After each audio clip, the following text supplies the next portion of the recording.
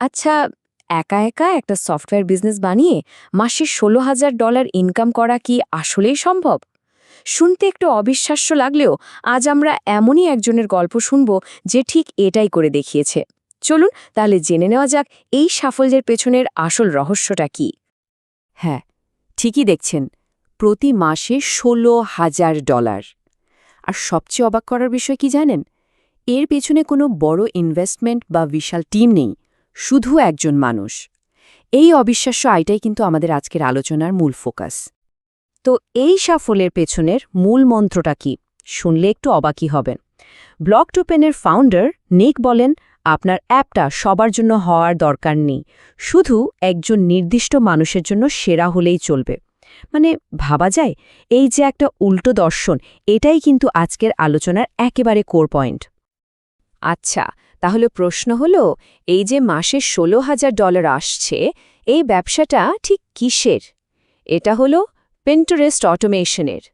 চলুন একটু গভীরে গিয়ে দেখি ব্লকটোপেন অ্যাপটা আসলে কি করে আর ব্যবহারকারীদের ঠিক কোন সমস্যাটার সমাধান দিচ্ছে। দেখুন, সমস্যাটা কিন্তু বেশ বড়।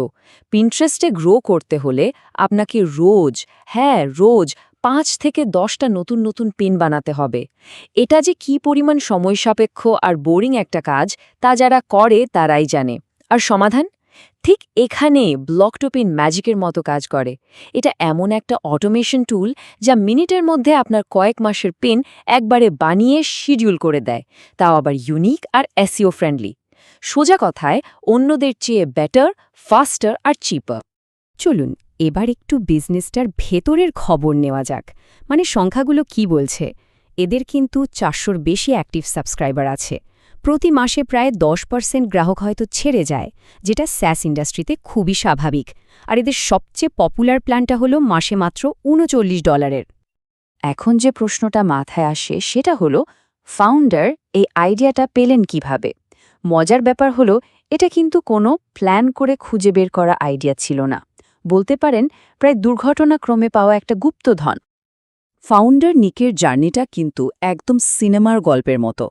2022-এ তার দেশ ইউক্রেনে যুদ্ধ শুরু হলে তার কর্পোরেট চাকরিটা চলে যায়।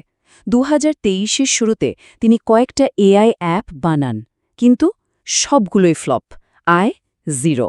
এরপর হতাশ না হয়ে তিনি তার শখের একটা কাজ শুরু করেন, ককটেল নিয়ে ব্লগ লেখা। আর ঠিক সেই ব্লগের মার্কেটিং করতে গিয়েই পিন্টারেস্টে একটা বিশাল সমস্যার সম্মুখীন হন, আর সেখান থেকেই জন্ম নেয় তার এই আইডিয়াটা। আচ্ছা, প্রোডাক্ট তো বানানো হলো, তার মানেই কি সাফল্য? একদমই না। এরপরের জার্নিটা ছিল আরও কঠিন। এই যে ওভারনাইট সাকসেস বলে একটা কথা আছে না, সেটা যে কতটা ভুল তা এই গল্পটা শুনলেই বোঝা যায়। চলুন দেখি কিভাবে একেবারে শূন্য থেকে ব্যবসাটা ধীরে ধীরে এগোতে শুরু করল। বিশ্বাস করা কঠিন, কিন্তু এটাই সত্যি। অ্যাপটা লঞ্চ করার পর প্রথম আয় ছিল একটা বড় শূন্য, $0। ভাবুন তো একবার, একজন ফাউন্ডারের মনের অবস্থা। এই কঠিন সত্যিটাই কিন্তু গল্পটাকে আরও রিয়ালিস্টিক করে তুলেছে। প্রথম পেইং কাস্টমার, মানে যে প্রথম টাকা দিয়ে অ্যাপটা কিনল, তাকে পেতে অপেক্ষা করতে হয়েছিল পুরো 10টা দিন। এই 10 দিনের অপেক্ষাটাই কিন্তু নিকের ধৈর্য আর এই বিজনেসের স্লো কিন্তু স্টেডি গ্রোথের সবচেয়ে বড় প্রমাণ। তাহলে আসল গ্রোথটা এলো কোত্থেকে? কোনো ভাইরাল মার্কেটিং বা হুট করে পাওয়া ফেম থেকে নয়। এসেছে 3টা খুবই সাধারণ কিন্তু পাওয়ারফুল চ্যানেল থেকে। 1, মানুষের মুখের কথা বা ওয়ার্ড অব মাউথ। 2, অ্যাফিলিয়েটস। আর 3, এসইও এবং সার্চ ইঞ্জিনের রেকমেন্ডেশন। এই যে ওয়ার্ড অফ মাউথের কথা বললাম, এর পেছনের আসল কারণটা কি ছিল জানেন? অসাধারণ কাস্টমার সার্ভিস। নিক নিজে বলেছেন, আপনি যখন কারোর জন্য আসলেই কেয়ার করবেন, সে সেটা ফিল করতে পারবে, আর তখন সে নিজ থেকেই আপনার কথা 10 জনকে বলবে। এই সিম্পল ফিলসফিটায় একটা স্নোবলের মতো কাজ করেছে, ধীরে ধীরে বিজনেসটাকে বড় থেকে আরও বড় করেছে। তো নিকের এই পুরো জার্নি থেকে আমরা কি শিখতে পারি?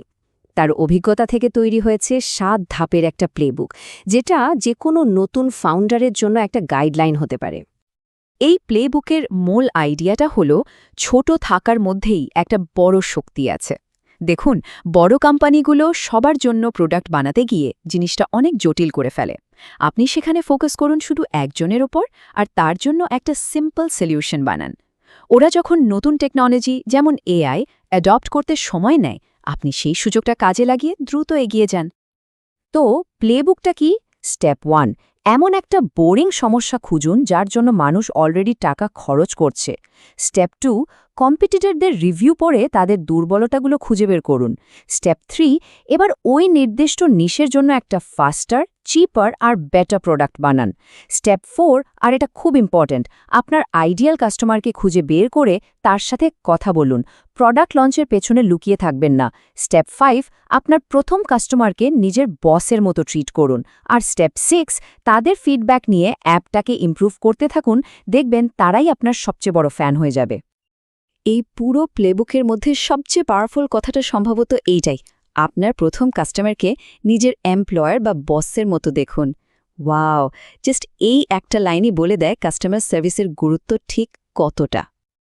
আর ফাইনাল স্টেপ, প্রতিদিন জাস্ট 1% করে বেটার হওয়া। খুবই সিম্পল, তাই না? কিন্তু এই ছোট ছোট 1%-এর উন্নতিগুলোই একসাথে হয়ে 1 বছরের মধ্যে একটা ব্যবসাকে মাসে $10,000 বিজনেসে পরিণত করতে পারে। এটাকেই বলে কম্পাউন্ডিংয়ের জাদু। তাহলে পুরো আলোচনাটা থেকে আমরা কি বুঝলাম? সারমর্মটা হলো, একটা আপাতদৃষ্টিতে বোরিং বা সাধারণ সমস্যার সমাধান করার মধ্যেই কিন্তু লুকিয়ে আছে অসাধারণ এক সম্ভাবনা। মানে মূল শিক্ষাটা কিন্তু নতুন কিছু আবিষ্কার করা নিয়ে নয়, বরং এমন একটা বোরিং কাজ খুঁজে বের করা যেটা মানুষ অলরেডি করছে এবং সেটাকে এআই এর মতো আধুনিক টেকনোলজি দিয়ে আরও ভালো, আরও দ্রুত আর আরও সস্তায় করে দেওয়া। শেষ করার আগে একটা প্রশ্ন রেখে যাই। একটু ভাবুন তো, আমাদের চারপাশে এমন কত বোরিং সময় সাপেক্ষ কাজ আছে যেগুলোর জন্য মানুষ টাকা খরচ করতেও রাজি। তার মধ্যে থেকে যে কোনো একটাকে যদি শুধু একজন নির্দিষ্ট মানুষের জন্য অটোমেট করে দেয়া যায়, কে জানে, হয়তো আপনার পরের বড় আইডিয়াটা সেখানেই লুকিয়ে আছে।